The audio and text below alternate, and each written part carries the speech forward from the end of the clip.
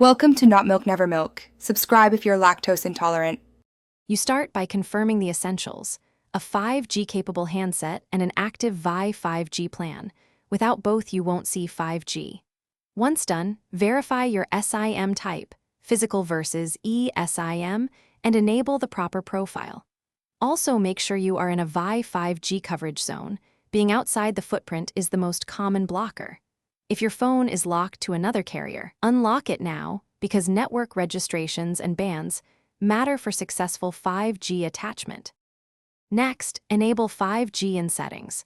Mobile data on, select 5G or 5G/4G auto as the preferred network.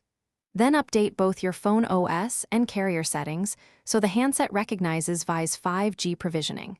These updates often push new band support and IMS changes.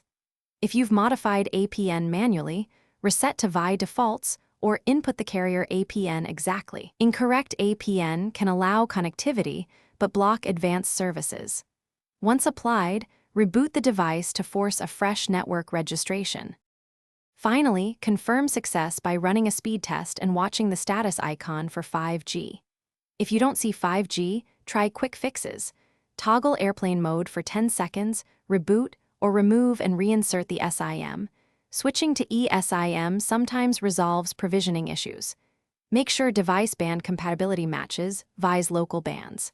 If problems persist, contact Vi support with your phone model, IMEI, and a GPS location so they can check provisioning, tower status, or push carrier. Thanks for watching. If this was helpful, leave a like and consider subscribing. See you next time.